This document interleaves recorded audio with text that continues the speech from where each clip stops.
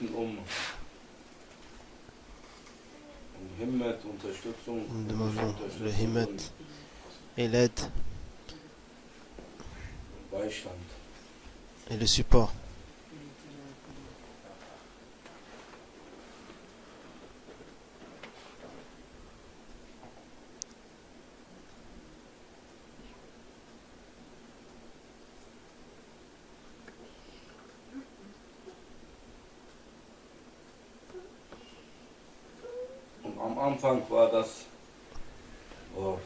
Au début, tout a commencé avec le mot.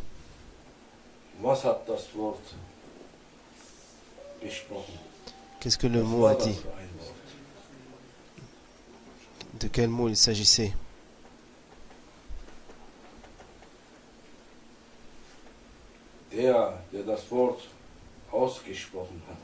Celui qui a dit le premier mot. De quel mot s'agissait-il? À qui a-t-il parlé?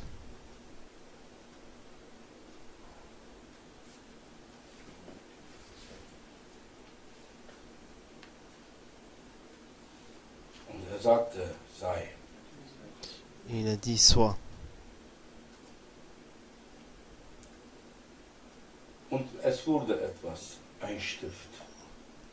Et quelque chose est apparu, un stylo. Un stylo est apparu dans l'existence. Sans ce stylo,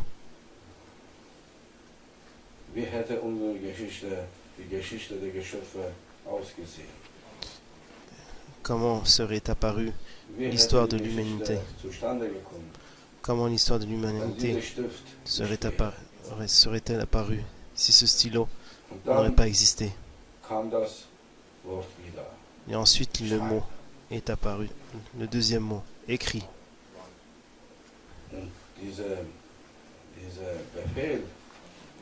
Et cet ordre divin,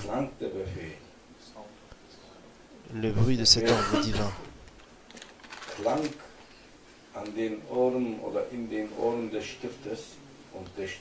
ce bruit dans les oreilles du stylo, car le stylo lui-même a aussi des oreilles.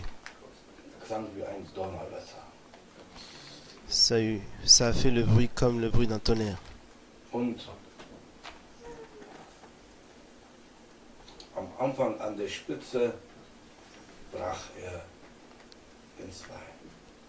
début, à la pointe du stylo, il a commencé à bouger.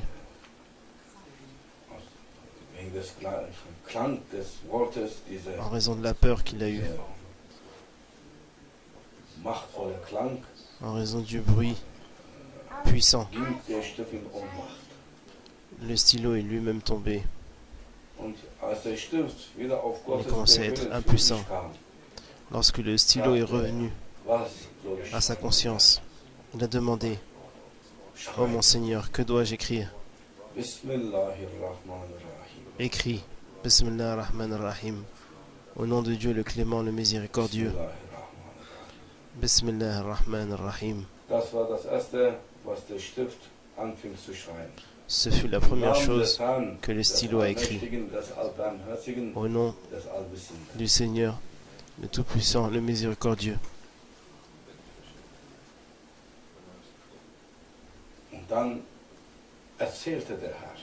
Ensuite, le Seigneur a commencé à raconter.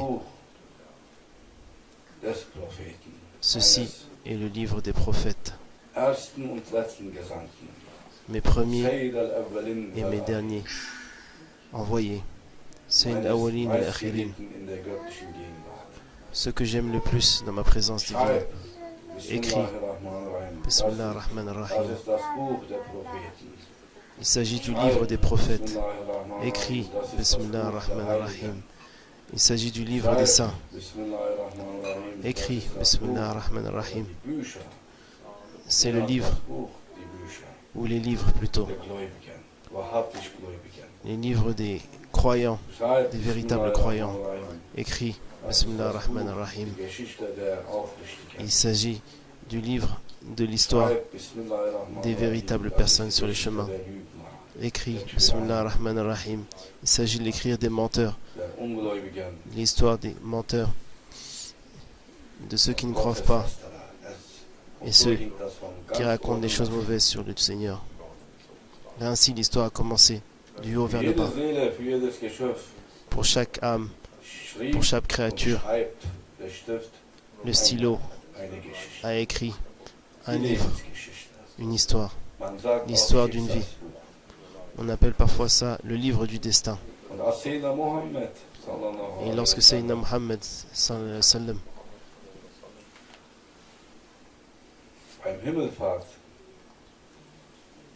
a fait le voyage nocturne,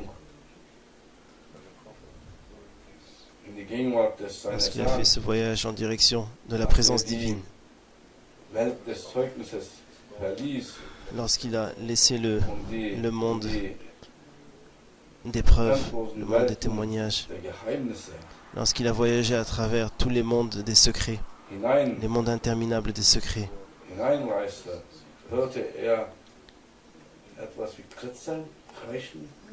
soudainement il a entendu comme un bruit, quelque chose qui crisse. Il s'est demandé qu'est-ce que c'est que ça. Il s'est demandé qu'est-ce que c'est que ce bruit que j'entends là. Sayyidina Gabriel alayhi salam a dit, il s'agit du stylo, oh Muhammad. Le stylo, Muhammad. Il a demandé, que fait-il? Il écrit. Tout n'est pas déjà écrit.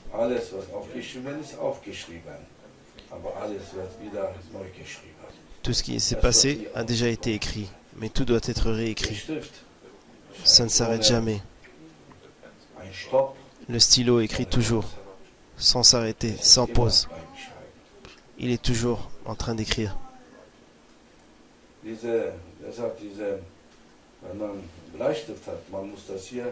C'est pour ça, lorsque quelqu'un a un stylo, un crayon, il doit toujours le tailler. Bismillah ar-Rahman ar-Rahim. C'est parce que la partie sur un stylo, par exemple un stylo plume, il y a un petit trou au milieu. On doit toujours le préparer à nouveau. C'est lorsque le stylo touche qu'il s'ouvre à nouveau et qu'on doit à nouveau le préparer pour écrire correctement. Oh vous les gens, ne soyez jamais sans espoir. Ne dites jamais mon destin est déjà écrit. Et ça a l'air très mauvais pour moi ce qui va se passer. D'où est-ce que tu dois savoir ça? Est-ce que tu as déjà vu la fin de la fin? Ou est-ce que tu as déjà vu le début de la fin? D'où est-ce que tu dois savoir? Tu n'es pas encore mort. Oh cher, oui, je suis presque mort.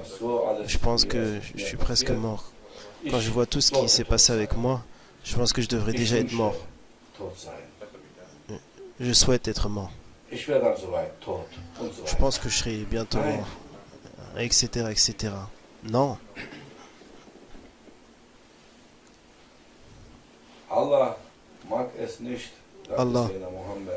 n'aime pas, a dit Sayyidina Muhammad sallallahu alayhi wa sallam. Allah n'aime pas les gens qui n'ont pas d'espoir. Car l'espoir, ça fait partie de la croyance. Ne pas avoir d'espoir, ça fait partie de l'incroyance.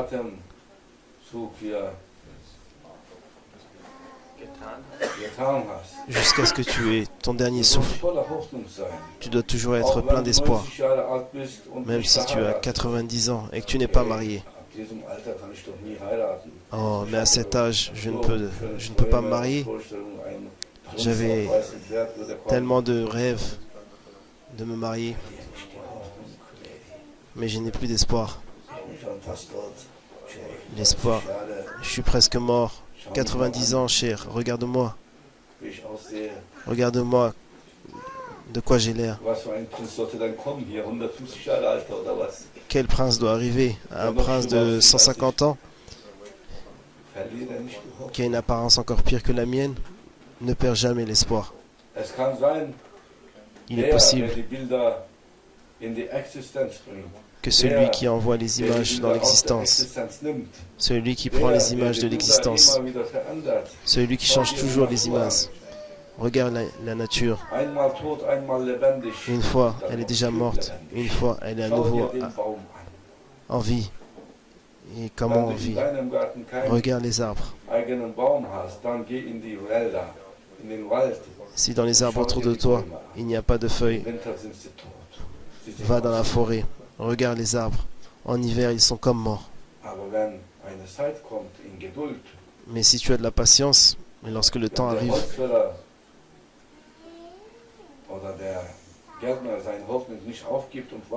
si le forestier ou le jardinier garde toujours sa patience et qu'il ne coupe pas l'arbre, il voit que l'arbre, après une certaine période, devient à nouveau vert. Et qu'en plus de ça, il commence à avoir à nouveau des fruits. L'arbre, il est possible que l'arbre a abandonné l'espoir, il est comme mort. Mais le propriétaire de l'arbre lui a donné encore de l'espoir, il lui a donné du temps. Et il lui a conseillé, sois patient, je vais créer une nouvelle atmosphère pour toi, pour que tu sois à nouveau jeune, vert, plein de vie, et en plus de ça que tu apportes des fruits. L'être humain est un secret du Seigneur. Lorsque cela arrive, lorsque ce miracle arrive avec un arbre, si ce miracle du Seigneur est arrivé avec un arbre, ne peut-il pas avec un être humain? Oh Aïcha, ne perds pas l'espoir.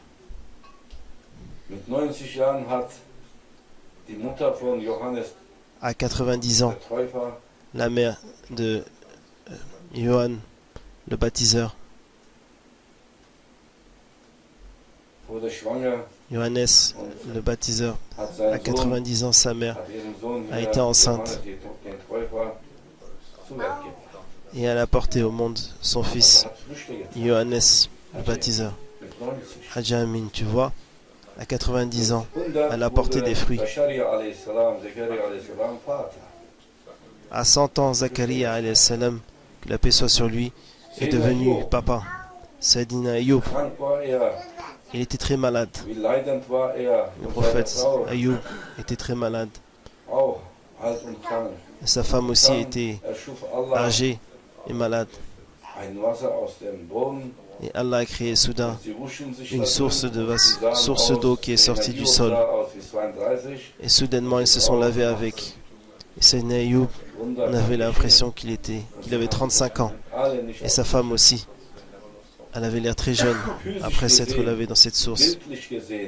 Et ils n'ont jamais laissé l'espoir. Si on s'en tient seulement à l'image de ce qu'on pouvait voir, tous les médecins et tous les philosophes auraient déjà perdu l'espoir. Qu'est-ce qui nous est dit à travers cet exemple? Que le destin de chacun est entre les mains du Seigneur. Seulement le Seigneur peut t'aider. Oui, effectivement. Seulement le Seigneur peut t'aider.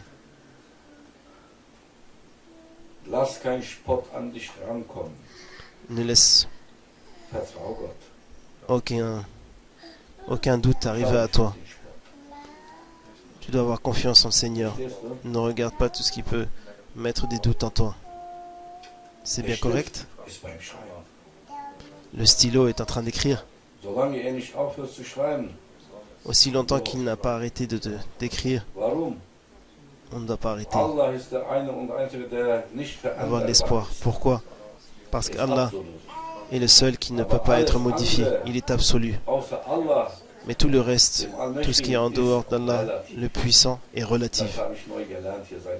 Je viens d'apprendre cela comme quelque chose de nouveau à l'instant. Relatif veut dire quelque chose qui peut être modifié. Après 48 ans en Allemagne, je viens de l'apprendre. Et absolu, qu'est-ce que ça veut dire? Ça veut dire qu'il ne peut pas être modifié. Allah est celui qui ne peut pas être modifié. Mais il peut modifier tout. De plus aussi, il peut aussi modifier ton livre. Est-ce qu'il a la possibilité? Est-ce qu'il a le pouvoir de le faire?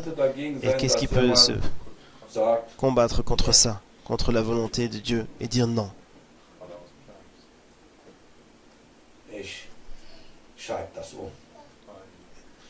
J'écris ça à nouveau. Il y a aussi des auteurs qui ont écrit un livre il y a 10 ans, 15 ans, 20 ans, et qui ensuite prennent ce livre entre les mains et l'écrivent de nouveau. Est-ce que vous en avez déjà entendu parler? Ils veulent retirer, ajouter des choses, modifier. C'est juste un exemple pour nous, que ceci vient aussi de Dieu, ça vient aussi d'Allah. Si un homme peut faire ça, un auteur pour son livre, Allah aussi peut le faire. Qui est-ce qui peut l'en empêcher? Qui a le courage de combattre contre cette volonté divine? Tu n'es pas encore mort. Aussi longtemps que tu n'es pas enterré sous la terre. Ô être humain, tu dois garder de l'espoir. Tu as de l'espoir. Même si tu as 70 ans, 80 ans, 100 ans, tu dois toujours avoir de l'espoir. Si tu n'as pas d'espoir, tu dois en avoir. Ainsi, Allah va voir que tu as une croyance très forte en lui. Même si Allah te regarde de façon très dure dans tes yeux et te dit ta vie est déjà prédestinée, ton destin aussi, tout est déjà écrit. Et dis, oh Allah, c'est correct, j'y crois, j'y crois en ce que tu dis, mais j'ai l'espoir. Je crois que tu as écrit les choses à l'avance, mais je crois aussi que tu peux les modifier. Je crois. Je crois que une fin hippie, tu vas la changer en une fin happy. Et je ne vais jamais laisser l'espoir. Jusqu'au bout, jusqu'au dernier souffle, je vais garder l'espoir. Dis ça. Allah veut voir ça.